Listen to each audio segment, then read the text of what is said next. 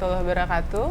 Selamat pagi, Dokter Pagi, Heldrian. dokter. Selamat Pagi semuanya. pagi, warga RSUD Kota Bogor. Hari ini kembali lagi kita podcast yang ke-67 ya, dengan judul Ayo Kenali Benjolan di Leher dan Sariawan di Mulut yang Tidak Kunjung Sembuh. Apakah kanker? Hari ini kami sudah kedatangan narasumber Dr. Heldrian Dwinanda Suyuti, dokter spesialis bedah konsultan onkologi. Boleh mungkin perkenalan dulu, dokter. Terima kasih Dokter El. Dokter Enel. Enel, terima kasih Dokter Enel. Assalamualaikum warahmatullahi wabarakatuh. Saya sangat senang sekali dapat hadir pada pagi hari ini menyapa ibu-ibu, bapak-bapak, kemudian dari Rumah Sakit Umum Daerah Kota Bogor. Perkenalkan, saya Dr. Heldrian Dwinanda Suyuti, spesialis bedah konsultan onkologi. Alhamdulillah saya di sini bertugas sebagai dokter konsultan onkologi. Baru sih dok, baru 1 tahun, belum lah 1 tahun. Saya cukup baru di RSUD. Mudah-mudahan dengan kehadiran saya di RSUD Kota Bogor ini dapat memberikan sumbangsinya terutama untuk penanganan kanker. Nah, khusus untuk pada pagi hari ini mungkin kita akan lebih membahas tentang head and neck dan oral cancer. Namun sebelumnya izinkan saya untuk mengucapkan selamat Hari Kanker 4 Februari yang jatuh pada hari ini. Selamat Hari Kanker. Tujuan dari Hari Kanker ini adalah untuk memberikan, mudah-mudahan tetap semangat pasien-pasien saya ataupun pada penderita kanker yang ada di luar sana, dan juga terutama khususnya untuk tetap mengingatkan kita betapa pentingnya deteksi dini. Mari kita lawan kanker, tetap waspada dengan gejala-gejala kanker, segera berobat jikalau ada menemukan keluhan. Mudah-mudahan dengan acara kita pada pagi hari ini kita bisa memberikan pengetahuan ataupun menghimbau kepada pasien-pasien kita ataupun bapak ibu yang ada keluhan. Nanti kita akan berdiskusi ya dok ya. Mudah-mudahan apa yang bisa kita bicarakan pada pagi hari ini dapat bermanfaat semuanya untuk ibu dan bapak. Dan juga izinkan saya untuk mengucapkan salam kepada guru saya, mudah-mudahan Dr. Walta, Ketua PP, cepat sembuh karena beliau lagi sakit dirawat. Sebagai Ketua Perhimpunan Pusat Onkologi, mudah-mudahan semua usaha kami dalam menangani kanker terutama di Indonesia dapat tetap terus berjuang. Amin. Tetap semangat ibu-ibu dan bapak-bapak dalam melawan kanker. Ya. Oke, baik dokter. Kayaknya enaknya kita mulai dari sharing diskusi secara umum dulu kali ya dok ya. Ini kan pembahasannya tentang head and neck cancer. Jadi mungkin dari benjolan kali ya dok ya. Biasanya pasien-pasien itu di IGD juga suka banyak sih dok. Berapa pasien datang keluhan, dok saya ini ada benjolan nih di leher, saya ada benjolan di sini, di sini, di sini. Yang jadi pertanyaan, benjolan itu benjolan seperti apa sih dok yang harus kita waspadai? Kan benjolan tuh banyak ya dok, ada mungkin kalau kita ngomongin bahasa medis ya entah cuma lipom kah, atau getah bening kah, atau yang lain-lain. Ini kira-kira kalau untuk teman-teman warga RSUD Kota Bogor yang warga awam, seperti benjolan seperti apa yang harus kita waspadai gitu dok? Oke, baik, terima kasih. Jadi kalau bicara benjolan terutama di daerah leher, banyak kemungkinan diferensial atau diagnosis yang bisa ada di kepala kita. Kalau untuk benjolan di leher itu sendiri, itu bisa terutama yang paling sering tiroid. Tiroid itu gondok ibu. Jadi kalau benjolan di gondok itu di anterior, di depan leher, itu benjolan di leher gondok. Kalau sudah mulai terlihat itu biasanya udah berukuran lebih dari 2 cm dan mulai teraba. Jadi kalau ibu bapak di rumah sekarang periksa ada benjolan di leher, segera ke dokter, sehingga ada cara lain, segera ke dokter bapak ibu. Jangan pergi ke tempat yang aneh-aneh, nggak usah ke alternatif, nggak usah ke tempat yang nggak jelas. Pergilah ke dokter, bisa ke dokter bedah onkologi, bisa ke dokter bedah umum, bisa ke dokter penyakit dalam. Yang penting periksakan kalau ada benjolan di leher. Yang paling sering kalau di leher itu adalah tiroid atau gondok. Tidak semua benjolan di gondok itu harus dioperasi. Namun sebagian besar sampai saat ini kalau untuk benjolan di gondok itu sebaiknya dilakukan tindakan. Pembedahan itu bisa berbagai cara. Bisa yang sekarang TUTFA, jadi dengan poluda sayatan di luar cukup dari dalam mulut. Bisa dengan RFA, radio frekuensi ablasi. Jadi dia dengan frekuensi ablasi dihilangkan benjolannya, jadi nggak harus juga disayat. Tapi untuk beberapa benjolan, terutama yang kita curigai malignansi atau ganas, itu memang sebaiknya harusnya dioperasi. Nah, kalau pasien itu datang ke IGD dengan benjolan di leher, itu biasanya mulai adanya gangguan dari saluran nafas. Dan itulah masih kita sayangkan, pasien-pasien kita masih hampir kebanyakan datang pada stadium lanjut, sudah ada mempunyai gejala gangguan bernafas, sudah mulai ada gejala suaranya mulai serak, udah mulai ada gejala sulit menelan, karena kalau benjolan-benjolan di leher terutama tiroid dia bisa kalau ke belakang ke saluran nafas, dia akan menekan saluran nafas sehingga dia akan sesak, nafasnya berbunyi, sulit dia bernafas, ke IGD sebenarnya itu sudah sangat terlambat. Telat sekali ya dok. Penanganannya jadi sulit, rumit, risiko operasinya tinggi, susah lah jadi. Makanya dengan Hari Kanker ini kita mudah-mudahan kita bisa menghimbau, ayo waspada kanker. Kalau ada benjolan di leher itu hampir semuanya ada kemungkinan ya, apakah itu jinak atau ganas nanti, tapi sebaiknya segera periksakan. Jadi jangan tunggu dia bergejala dulu dok, karena masalahnya kalau dia udah bergejala, misalnya suara mulai serak, sudah mulai sulit menelan, sudah mulai sulit bernafas, itu sebenarnya udah datangnya terlambat. Nah itu kalau iya udah bertahun-tahun, nah tetap itu masalahnya karena dia tidak memberikan gejala di awal-awal, lalai pasien kita di sana. Jadi kita harapkan kalau ada benjolan, ibu periksa ke RSUD Kota Bogor, karena ya kan dengan BPJS kita nggak perlu bayar, datang periksa, dan kalau dia benjolannya masih stadium awal, operasinya nggak sulit, sederhana, prognosisnya pun juga akan lebih baik, hasil operasi juga lebih baik, kosmetiknya juga akan lebih baik, efek sampingnya juga, semuanya akan lebih baik kalau datang pada stadium awal. Makanya ya kalau pada Hari Kanker ini ayo periksa kalau ada benjolan. Nah selain tiroid, ada juga namanya kelenjar getah bening. Nah, iya, kalau kelenjar getah bening ini yang paling sering ditanyakan banyak. Dok. Apa jadi sih benjolan kelenjar getah bening di leher itu biasanya penyebabnya ada 5. Tapi kelenjar getah bening itu biasanya respon dari infeksi atau inflamasi. Misalnya kalau Bapak Ibu ada sariawan di mulut, bengkak dia. Kalau ada batuk pilek, bengkak di leher. Kalau ada infeksi di rongga telinga juga membesar. Di rongga mulut juga membesar. Jadi respon inflamasi itu normal, dia akan membesar. Tapi baiknya diperiksakan ke dokter. Ini masih dalam batas normal atau tidak. Jadi kalau pada tahap awal kalau kena infeksi biasanya ya pengobatannya cukup dengan antibiotik. Nah kemudian benjolan kelenjar getah bening itu juga bisa perjalanan kanker dari tempat lain. Jadi kalau pada nasofaring itu biasanya dia akan benjolannya di level 2, ini namanya ya di sudut rahang kita, itu akan muncul di sana. Jadi kalau dia benjolan di situ kelenjar getah beningnya, kita harus curigai, kita cari di tempat lain ada tidak. Karena justru itu ya, penjalanan dari kankernya. Ini anak sebarnya, induknya di mana ya harus dicari. Bisa dari nasofaring, bisa dari rongga mulut, bisa dari paru-paru, bisa dari tempat yang jauh. Jadi ya kita kalau ada benjolan di leher, kita tanya nih, kalau baru 1-2 hari atau seminggu, kita anggap mungkin bisa jadi ini hanya infeksi, apalagi kalau ada sariawan, batuk pilek atau nyeri di rongga telinga.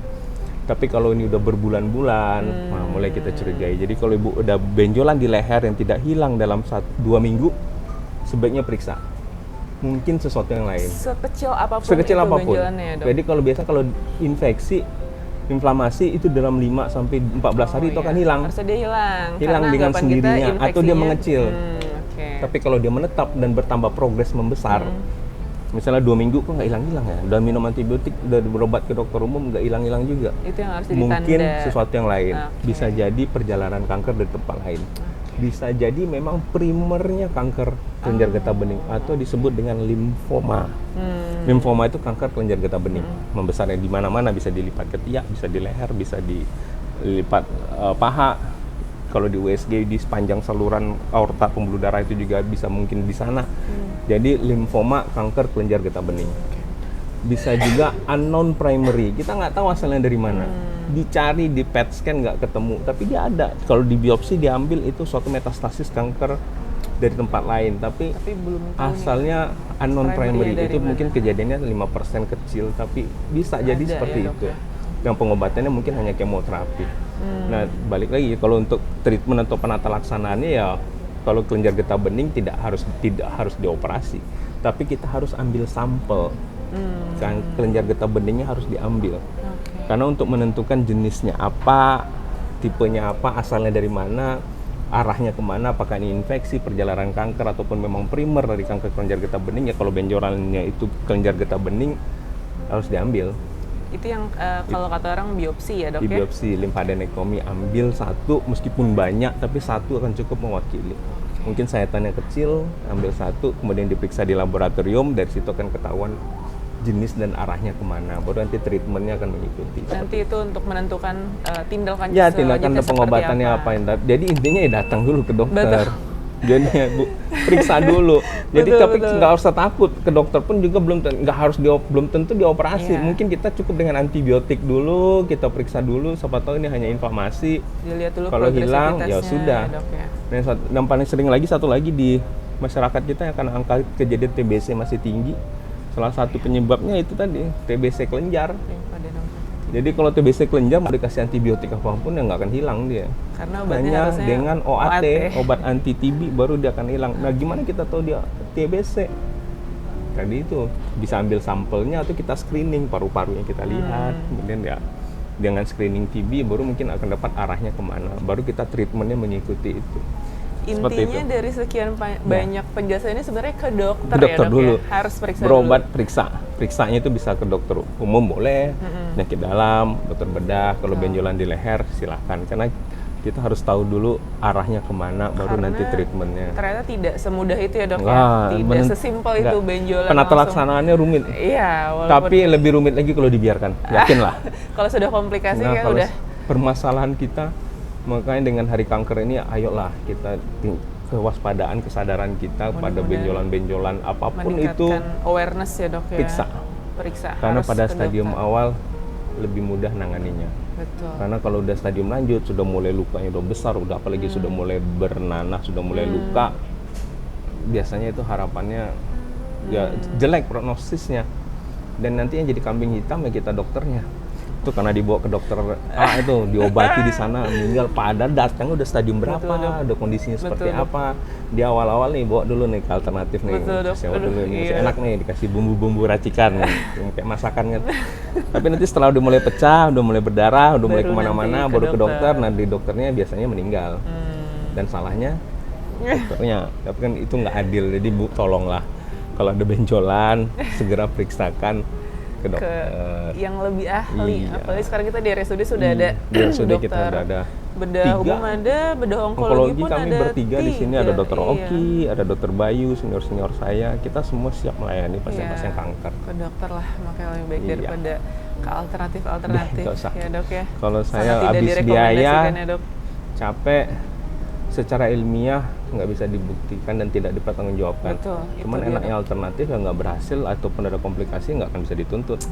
Sementara kalau kita, tapi yakin dan percayalah ibu bapak, apapun penyakitnya kalau itu berhubungan dengan kanker, kami akan memberikan terapi dan treatment yang terbaik. Kita akan sama-sama berusaha berjuang. Apabila ini memang kanker, kita akan menata laksananya sebaik mungkin. Yakinlah dalam niat hati kecil kita yang paling dalam itu ngobati. Nggak ada sih niat untuk mencelakakan, pasti seperti itu. Oke, siap. Terima kasih banyak dokter. Mungkin kita lanjut ke pertanyaan dari teman-teman di Instagram ya dok. Kayaknya karena saya banyak banget ini yang nanya dok, sangat menarik kayaknya untuk benjolan-benjolan ini.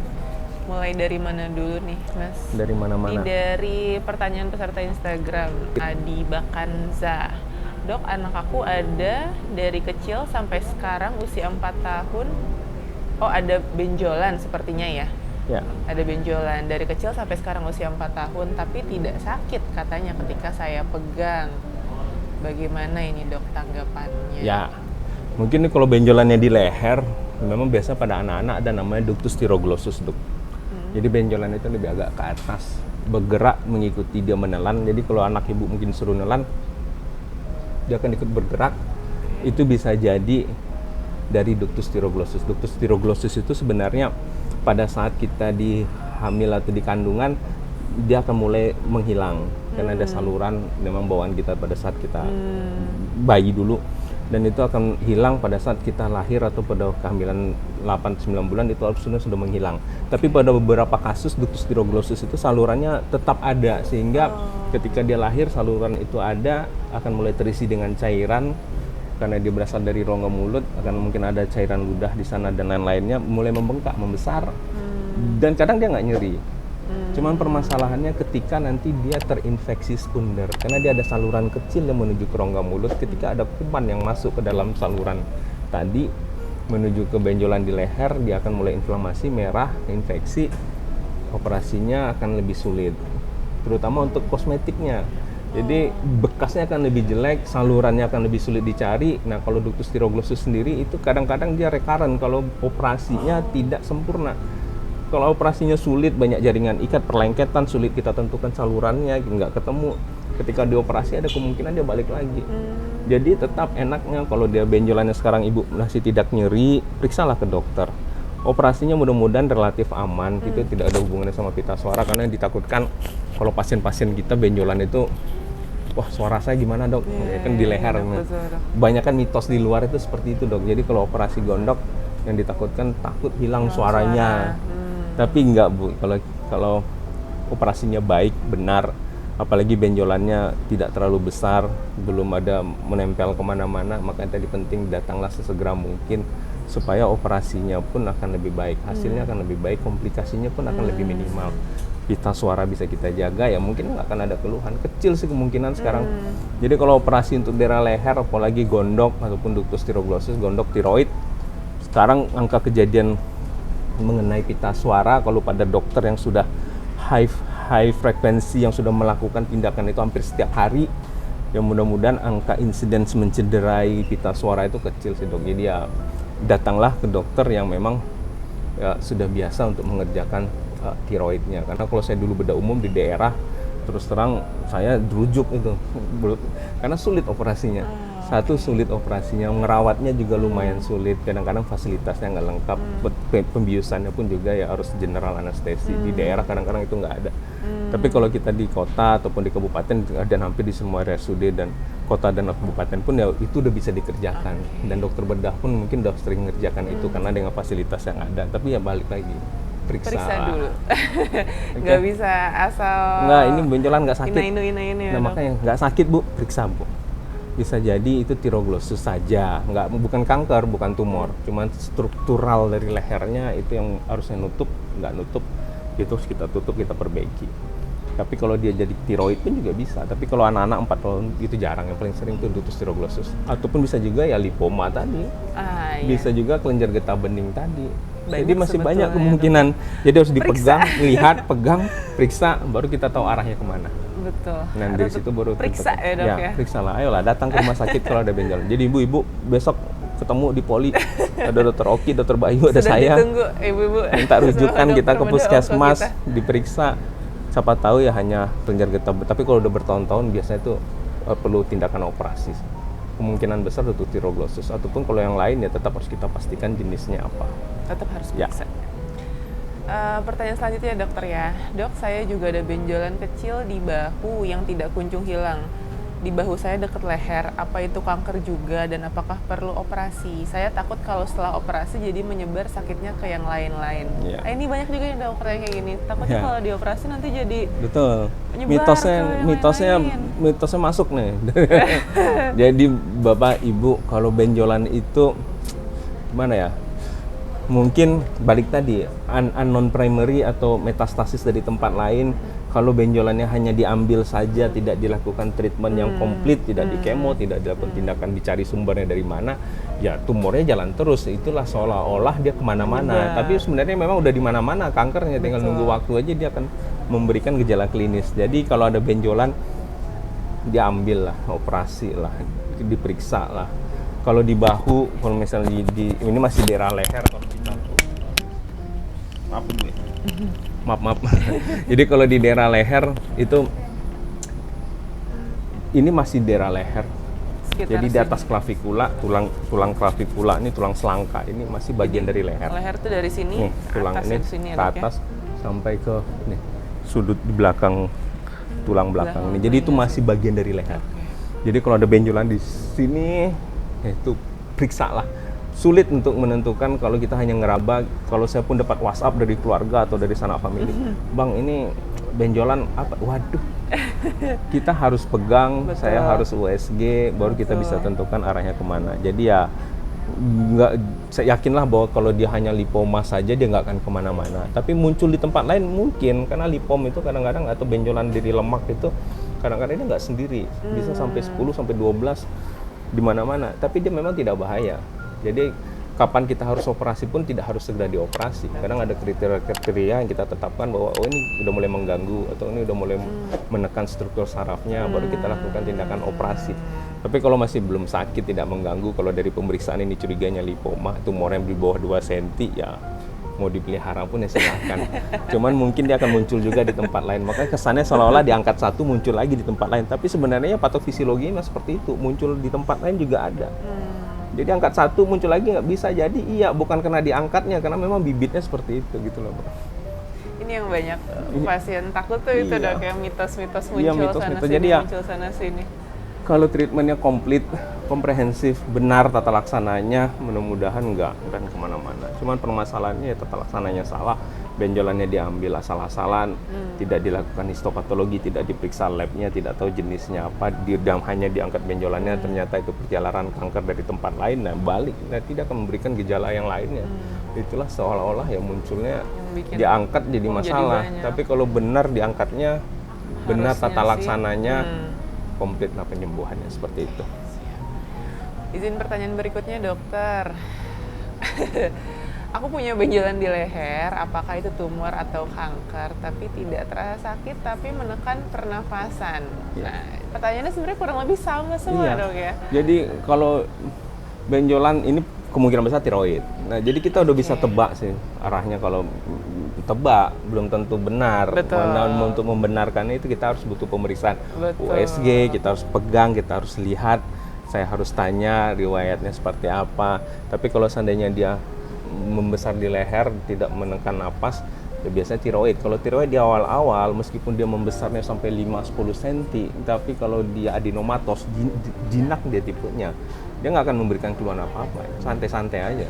Ada mas, kalau kita lihat di jalan dulu, kalau saya masih kecil dulu masih lihat di pinggir jalan besarnya sebesar kepala, dia masih bisa makan, dia bisa aktivitas, masih bisa kerja, ya karena itu jinak.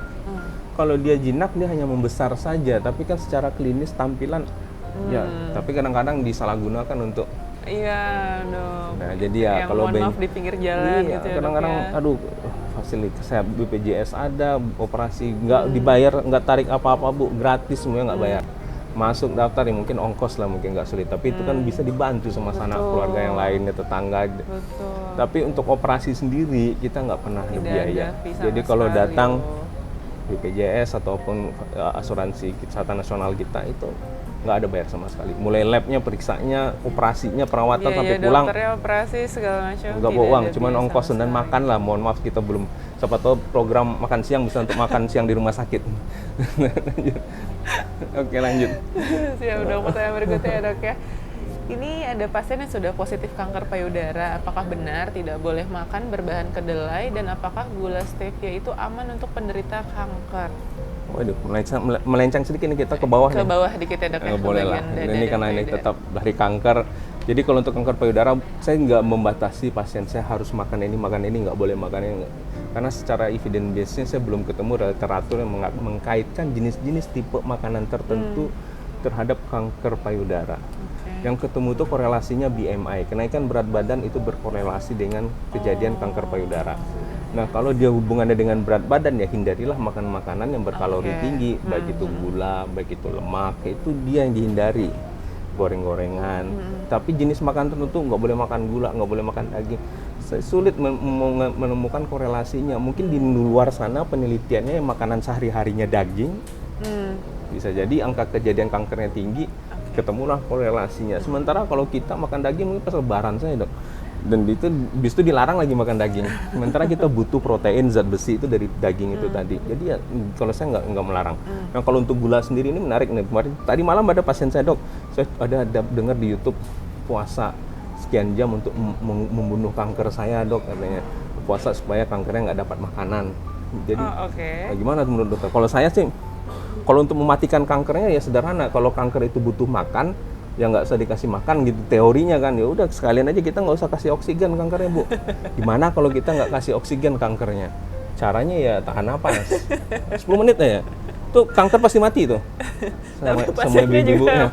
Nah jadi sama kalau pasiennya nggak boleh makan karena dia makanannya memang karena kanker itu sendiri cerdas, dia bisa membuat aliran-aliran darah baru, dia tidak terkontrol, dia bisa mempertahankan lingkungannya supaya ideal bagi dia. Jadi gimana caranya makanan-makanan tertentu akan berpengaruh terhadap kankernya, karena dia sama seperti sel normal kita. Ada darah di sana dia akan pakai. Selagi kita makan apa ya sel normal kita makan apa, sel kanker juga makan dari situ. Jadi kalau kita puasa makan gula, ya memang gula yang nggak baik untuk kita. Sebisa mungkin dihindari. Gula-gula yang berkalori rendah ya silahkan. Contohnya ya, stevia dan lain-lain ya silahkan. Tapi kalau gula nggak makan sama sekali, ya gimana mau hidup Bu? Nggak usah kasih oksigen lah. Mati tuh kanker pasti kalau nggak dikasih oksigen. Saya jamin mati kankernya. Cuman ibu-ibu bapak juga meninggal. Jadi udahlah, jangan usah dengarkan yang base-nya bukan ilmiah, karena sampai sekarang kita belum bisa menemukan sebenarnya apa sih penyebab kanker, kenapa sel normal itu bisa berubah, mutasi itu kenapa bisa terjadi, faktor-faktor. Kita bisa tahu faktornya saja. Kenapa itu bisa terjadi kita belum tahu. Kenapa, makanya angka kejadian atau insiden kanker itu tidak pernah turun. Seiring dengan jumlah penduduknya makin naik, pasti angka kejadian kanker akan naik terus. Karena kita belum tahu penyebabnya apa. Untuk breast, kanker payudara, untuk tiroid, untuk head and neck, oral cancer, naik terus itu. Cuman faktornya bisa kita kendalikan. Misalnya kalau untuk rongga mulut yang pada pasien yang tidak menjaga kesehatan, mulutnya mengunyah tembakau, rokok, kemudian struktur giginya tidak rapi, luka lecet yang sering sariawan berulang, itu berisiko untuk kanker. Tapi apa bisa dibilang itu penyebabnya? Susah kita bilang. Jadi ya resiko itu kita kontrol, kita kendalikan. Sama kalau kita naik mobil, kita kan berusaha supaya jangan terjadi kecelakaan. Remnya diperbaiki, setirnya dibikin enak, supaya memperkecil resiko. Tetap ada kejadian kecelakaan, bisa jadi tetap. Begitu juga ada dengan kanker. Kita udah makannya dijaga, udah gosok gigi tiap hari, kok dok saya masih kena kanker. Makan sudah bagus, anak saya nggak pakai pil KB, saya height-nya teratur, berat badan saya ideal, kok masih bisa kena kanker. Jadi ada hal-hal yang kita tidak tahu kenapa sel itu bermutasi. Kita hanya bisa menduga dari faktor resiko. Nah, faktor resiko itulah yang menjadi dasar kita kontrol. Tapi itu nggak bisa kita bilang sebagai penyebab. Nah, makanya kanker itu insidennya naik terus. Pengobatannya gimana? Datang periksa sedini mungkin, itu akan lebih baik. Nah, intinya kita masih bisa sampai di sana ilmu kita. Belum tahu lah. Karena kalau penyakit yang lain enak, misalnya kalau COVID, virusnya dihilangkan, obat antivirusnya didapat, hilang dia, nggak ketemu lagi penyakitnya. Begitu dengan serviks, kanker serviks mungkin kita bisa ketahui korelasinya dengan HPV, mulai divaksin, vaksinnya ketemu, mulai kejadiannya turun. Tapi kalau breast belum ketemu, tiroid kita hanya masih menduga-duga, hanya karena mungkin masih terlalu banyak faktornya. Begitu juga dengan oral cancer, rongga mulut. Jadi masih banyak hal-hal yang perlu penelitian. Makanya butuhlah hari kanker ini ya tujuannya, ayo untuk tetap memperingatinya setiap tahun. Ya supaya ada seperti ini. Kalau nggak ada hari kanker mungkin kita nggak akan ketemu. Ini menarik sekali nggak akan ada, kita nggak akan ketemu. Makanya dengan kesempatan ini mudah-mudahan ayo kita sama-sama aware sama kanker, nggak usah takut untuk berobat, periksa benjolan apapun itu, ragu, pasti nggak akan kedengaran goblok lah atau bodoh lah sama dokter. Dok ini benjolan tidak ya dok? Nggak ada masalah, datang aja.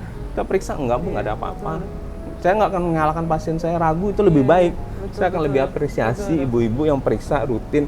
Ibu kenapa? Nggak tahu dok, saya takut aja ada benjolan, boleh diperiksa. Kita pasti akan periksa. Kalau perlu kita USG. Kalau dia udah atas 40 tahun sebaiknya mamografi. Kalau ada faktor resiko. Paling tidak kalau nggak USG. USG pun juga di cover semuanya. Jadi ya keinginan dulu. Nah makanya dengan kegiatan acara ini kita rubah mindsetnya, periksa.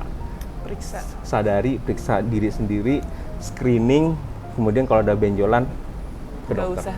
Nggak usah takut dokter. Ya, dok. Oke. Kita satu pertanyaan lagi kali ya. Cepet nih waktunya.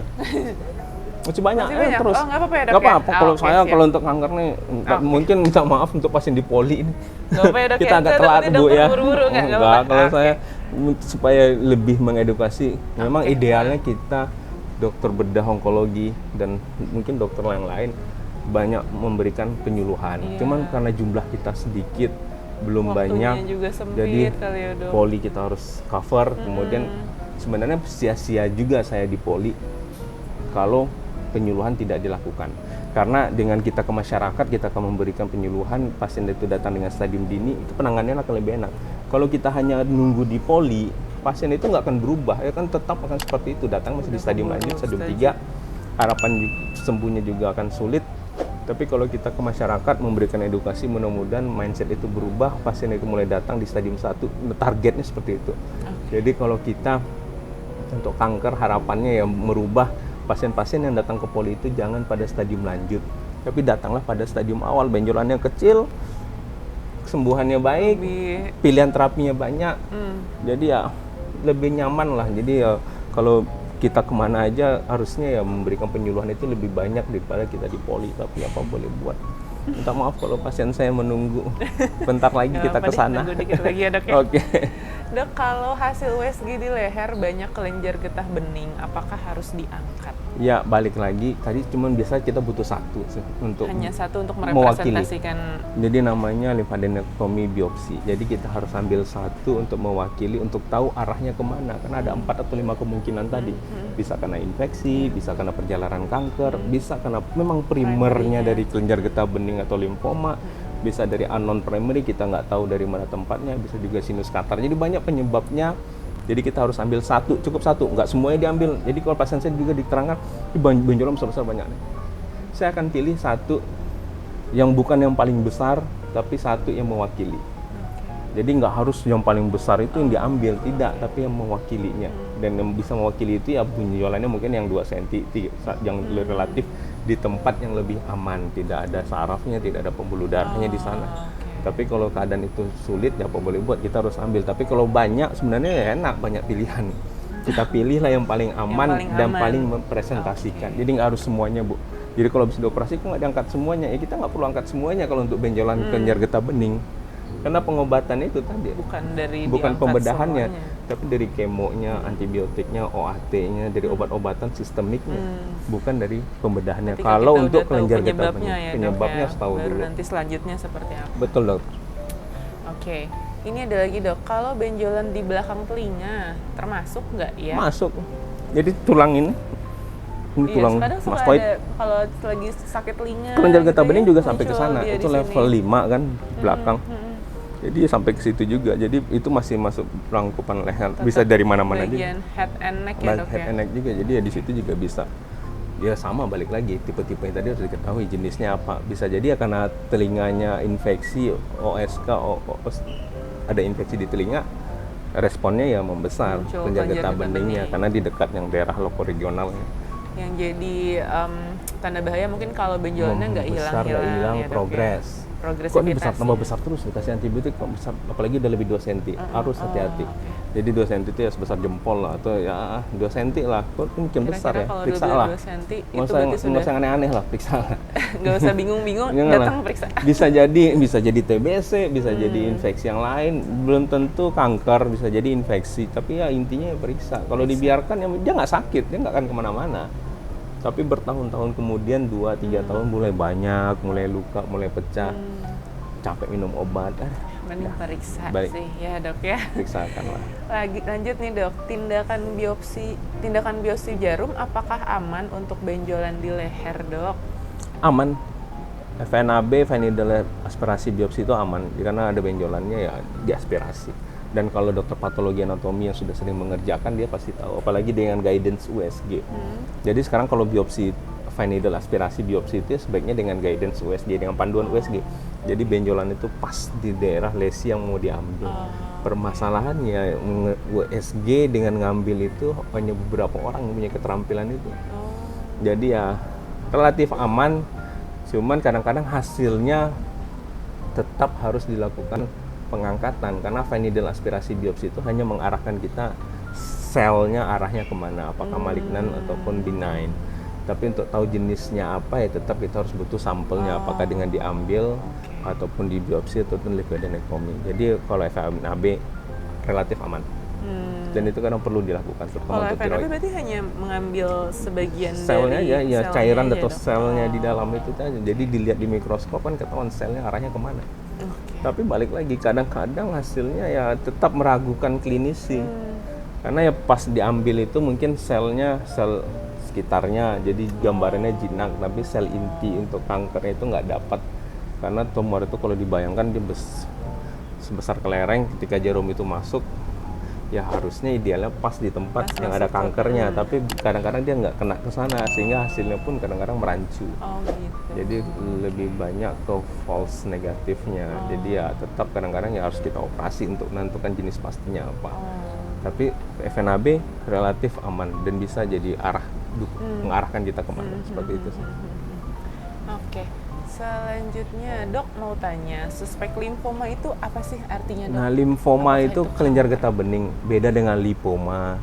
Ada limfoma, ada lipoma. Lipoma dan limfoma. Kalau dulu saya juga susah itu, apalah limfoma, apalah lipoma. Beda satu huruf, beda artinya, beda arti, beda jauh prognosis sekali. dan lain-lainnya. Tapi kalau diduga dengan limfoma, mungkin kelenjarnya banyak. Kelenjar getah beningnya banyak, bisa di lipat paha, bisa di ketiak, di leher.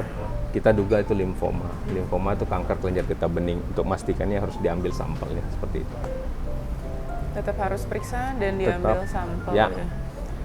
Oke, selanjutnya dokter, kalau lidah dari kecil pada belah sudah dewasa masih ada dan malah semakin banyak, itu bagaimana? Lidahnya membelah nih, kalau rocker senang. Cuma belah tuh gimana ya? kalau pada lidah khusus itu untuk rongga mulut itu biasanya keluhannya tuh luka atau sariawan. Ya, Dok? Berulang gitu ya, Dok? Enggak, dia enggak sembuh-sembuh. Kalau dokter sariawan biasa berapa hari? Paling seminggu. 2-3 hari. 2-3-5 hari itu sembuh lah, menghilang, mengecil dia. Itu sariawan. Tapi kalau sariawan ini udah 2 minggu nggak hilang-hilang juga, hati-hati. Kalau saya sih, kalau ada saya sariawan, parno sendiri kalau saya. Karena pasien saya banyak oral cancer. Jadi kalau saya sariawan, saya kalender saya bulati, Bu. Ini hari pertama nih, oh ini ada sariawan nih, kali. Kok ini 3 hari nggak sembuh juga ya? Saya karena sudah tahu jadi semakin parno ya, Dok. Mulai hari kelima mulai mengecil, alhamdulillah. Seminggu hilang, oh berarti aman. Tapi kalau 2 minggu dia nggak hilang-hilang, ke dokter lah, Bu, mohon gitu aja saya bilang. Jadi kalau dia 2 minggu sariawannya tidak sembuh-sembuh, patokannya lebih dari 2 minggu. 2 minggu, Dok. Oke. Ke dokter lah, periksa lah. Tapi kalau sariawan itu biasa 5 seminggu sembuh, tapi ini 2 minggu kok masih juga. Kalau saya 2 seminggu udah was-was. Sekecil apapun ya, Dok? Iya. Ukurannya nggak tentu, tapi yang penting luka sariawannya kecil pun jadi ke dokter. waktu si durasi sariawannya, bukan ukuran. Mungkin sariawan udah mulai sembuh, kegigit lagi, luka lagi, bisa jadi iya. Tapi kan insidensnya kecil lah, kemungkinan seperti itu. Tapi ya baiknya periksa, kalau udah 2 minggu periksa lah. Kita nggak tahu itu apa. Makanya kalau saya lihat, kalau pengalaman klinis kita bisa tahu arahnya kemana. Nah kalau dia benjolan masih kecil, sayatannya enak, jadi nggak mengganggu quality of life-nya. Tapi ini kebanyakan datang lidahnya udah nggak bisa bergerak lagi, udah nempel, tumornya udah kemana-mana, nelan dia susah. Dia operasi pun nggak bisa nelan lagi. Quality of life akan seperti apa? Rekonstruksinya apalagi lebih rumit lagi. Harapan hidupnya akan lebih. Jadi Bu, kalau dia udah stadium lanjut, sulit kita ngobatinya. Jadi selagi dia kecil, lukanya belum kemana-mana, ke dokter lah. Itu aja sih, tolong. Itu aja permohonan kalau kami bedonkologi, datang periksa sesegera mungkin kalau ada sariawan atau luka di rongga mulut. Nah kalau lidahnya bercabang, itu mungkin struktural anatomi aja berbeda-beda. Nggak bisa jadi palatus, gizi atau apa. Tapi kalau dia bukan luka, ya nggak ada masalah sih. Apalagi dari kecil. Nah, pertanyaan selanjutnya, dokter, kenapa amandel saya sering bengkak dan sakit? Iya, mungkin indikasi operasi itu dia. Ini sih kayaknya lebih kalau ke alergi, tonsil ya, Dok, ya? Iya tonsil lah memang. Kalau dalam setahun itu udah berulang 3 atau 4 kali dalam setahun, mungkin udah indikasi untuk lakukan tindakan. Diambil amandelnya, nggak ada masalah. Itu hanya karena amandel itu kan sebenarnya ya respon inflamasi juga dari sana. Jadi itu daya pertahanan tubuh kita. Kadang dia berlebihan ya. Kadang harus dilakukan tindakan pengobatan operasi. Gitu. Nah ini, Dok, Orang tua saya sariawan nggak sembuh-sembuh. Kemarin sempat sembuh, sekarang sariawan lagi. Nah, kalau dia di tempat yang berbeda nih, misalnya sebelah kiri nih sariawannya sembuh nih, begitu muncul lagi sebelah kanan. Tempatnya berbeda ya belum tentu. Tapi kalau kanker nih di sini situ aja dia nggak sembuh-sembuh, kita curiga. Tapi kalau dia di tempat lain, si belakang mulut nih, siapa tahu kekurangan vitamin. Sariawannya karena ya paling sering ya karena gigi-giginya tolong diperiksa, kesehatan mulutnya tolong diperiksa, gosok giginya seperti apa, oral hygiene-nya. Nah, apalagi ya satu lagi ya vitamin tadi, pola makannya seperti apa, vitamin C-nya, sayur-sayurannya. Jadi kalau mau lebih pasti lagi periksa ke dokter. Cuman ya kalau benjolannya di situ, sariawannya itu aja nggak berubah dia, di ujung lidah situ aja dia. Periksa ke dokter. Tapi kalau dia pindah-pindah sembuh, mungkin dari sesuatu yang lain. Biasanya di mana, Dok? Kalau lidah itu di lateral. Oh, di bagian lateral, pinggir-pinggirnya, karena itu tempat yang mungkin sering tergigit. Atau pemakaian kawat gigi sering luka kronik berulang berpotensi faktor risiko kanker. Jadi kalau gigi ibu ada strukturnya yang aneh, tajam giginya misalnya, sering melukai lidahnya, sering tergigit jadinya, ya baiknya ya ke dokter gigi dirapikan. Nah, dan paling sering insidensnya sih di lateral kalau lidah.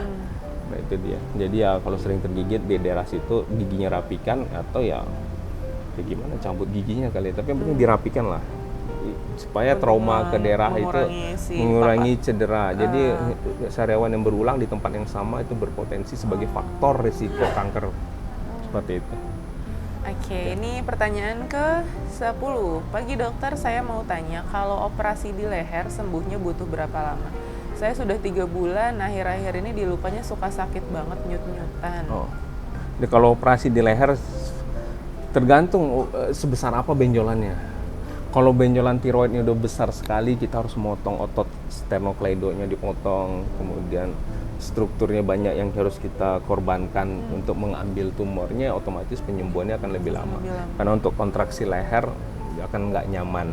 Tapi balik lagi tergantung ukuran dan seperti apa benjolannya. Kadang-kadang sih harusnya kalau benjolannya itu relatif di bawah 5 cm, operasinya tidak merusak banyak struktur, biasanya dalam 2 bulan itu udah aktivitas seperti semula.